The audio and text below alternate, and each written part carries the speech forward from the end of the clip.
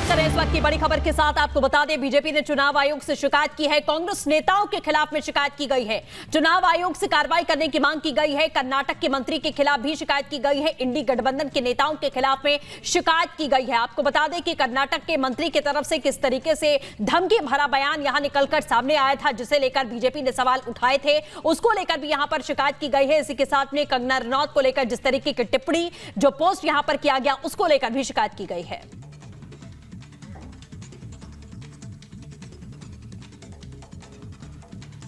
4 लोगों का डेलीगेशन चुनाव आयोग से हम मिले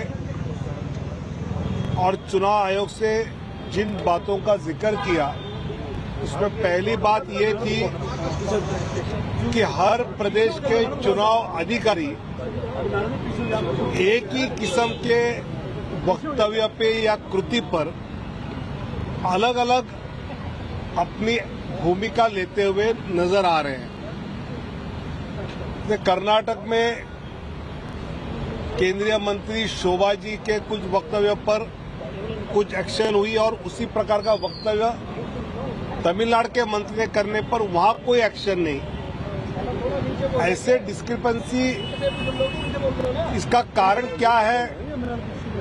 कर्नाटक है, तमिलनाडु है, केरल है, पंजाब है, बंगाल है, ऐसे कुछ राज्यों में वहां के चुनाव अधिकारियों की भूमिका कई बार अलग नजर आ रही है।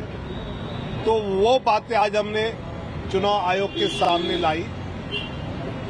चुनाव तो अभी शुरू हो रहा है, पहले चरण के फॉर्म्स तो अभी आज लोगों ने भरना पूरा कर रहे हैं, लेकिन जिस प्रकार कुछ नेताओं के वक्तव्य आ रहे हैं, जैसे संजय राउत जी ने महाराष्ट्र में कहा कि मोदी जी गुजरात से आते हैं, औरंगजेब भी वहीं के थे और औरंगजेब जिस प्रकार दबा रहे थे वगैरह वगैरह, जो कुछ वक्तव्य कहा, ऐसे कई प्रदेशों से वक्तव्य आना शुरू हो रहे हैं। तो चुनाव आयोग का हमने कहा कि इसको आप सही समय पर इन वक्तव्यों के प्रति एक कड़ी भूमिका लेना जरूरी है और चुनाव आयोग ने कहा कि हम इसमें ध्यान देंगे। इसी बीच एक और बड़ी खबर आपको बता दें, लोकसभा चुनाव ऐलान के बाद में यूपी में पहली रैली करेंगे प्रधानमंत्री नरेंद्र मोदी। 30 मार्च को बताया जा रहा है कि मेरठ में प्रधानमंत्री मोदी की एक बड़ी रैली होने वाली है। मेगा रैली होगी और इसमें आरएलडी के नेता जयंत चौधरी प्रधानमंत्री मोदी के मंच पर मौजूद रहेंगे। आपको यह भी जानकारी दे दें कि बीजेपी ने मेरठ से रामायण सीरियल के राम यानी कि अरुण गोविल को उम्मीदवार बनाया है और पीएम के मंच पर उनके साथ में जयंत चौधरी मौजूद होंगे। इसी के साथ यूपी के मेरठ में रैली को संबोधित करेंगे प्रधानमंत्री मोदी। 30 मार्च को प्रधानमंत्री की बड़ी रैली, मेगा रैली यहां पर बताई जा रही है। धुआंधार चुनाव प्रचार की शुरुआत लोकसभा चुनावों को लेकर हो रही है और 25 मार्च के बाद बताया जा रहा था कि पीएम ताबड़तोड़ रैली करेंगे। गणेश इस वक्त हमारे साथ में जुड़े हुए हैं। गणेश, यूपी में सीधे तौर पर देखा जा रहा है कि ये पहली मेगा रैली यहां पर प्रधानमंत्री नरेंद्र मोदी की होने वाली है। चुनावों के ऐलान के बाद में क्या कुछ खास होने वाला है? देखिए, जिस तरीके से हमने पहले भी अपने दर्शकों को बताया था कि प्रधानमंत्री 25 मार्च के बाद यानी होली के बाद ताबड़तोड़ रैलियां कर सकती है, उसकी शुरुआत अब 30 मार्च को मेरठ से यूं कहें शुरुआत होने जा रही है तो गलत नहीं होगा।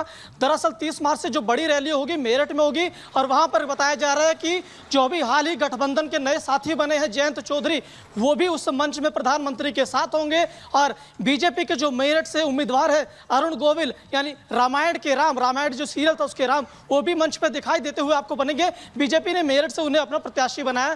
तो एक तरीके से उस इलाके जो जाट लैंड है मेरठ, और साथ ही साथ क्योंकि रामायण के राम की जो सीरियल की बात है उनके साथ पूरा एक तरीके से राम में जो माहौल है, पूरी तरीके से माहौल साधने की यहाँ पर कोशिश होगी।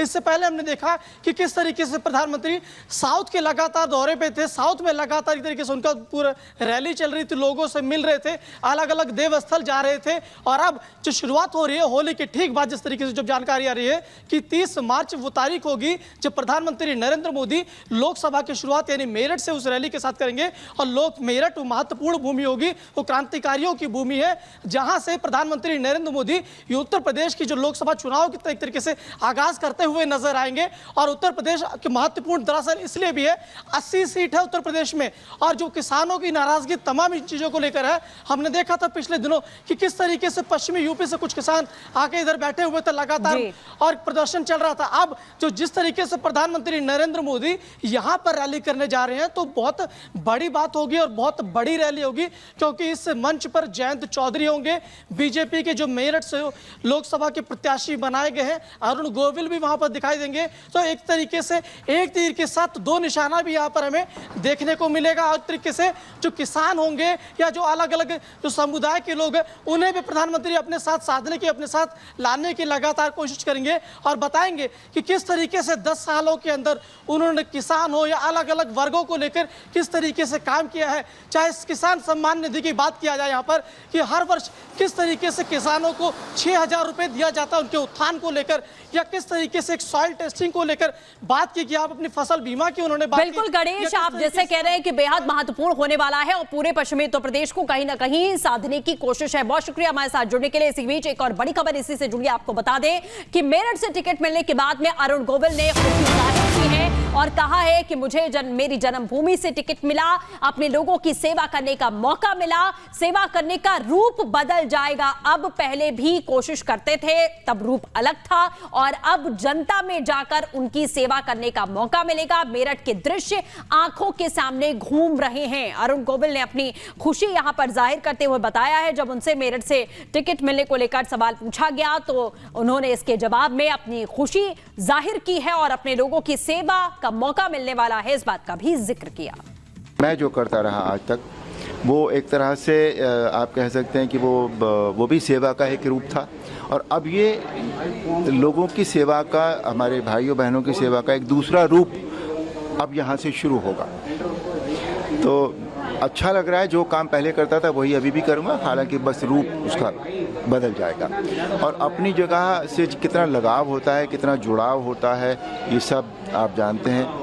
मैं 2-3 साल पहले लास्ट टाइम जब मेरठ गया था तो वहाँ के मतलब आज जब से ये हुआ है कि मुझे मेरठ से चुनाव लड़ना है, तब से वहाँ का मेरा पुराना घर, मेरे जिन गलियों में, जिन कूचों में, जिन स्कूल्स में मैं पढ़ा हूँ। एक और बड़ी खबर आपको बता दें जो कि महाराष्ट्र से जुड़ी हुई है। महाराष्ट्र में एनडीए को लेकर एक बड़ी जानकारी मिल रही है। 28 मार्च को एनडीए की प्रेस कॉन्फ्रेंस होने वाली है। शिंदे, फडणवीस और अजीत पवार पीसी करेंगे। उम्मीदवारों के नामों का ऐलान यहां पर संभव है, ये जानकारी मिल रही है।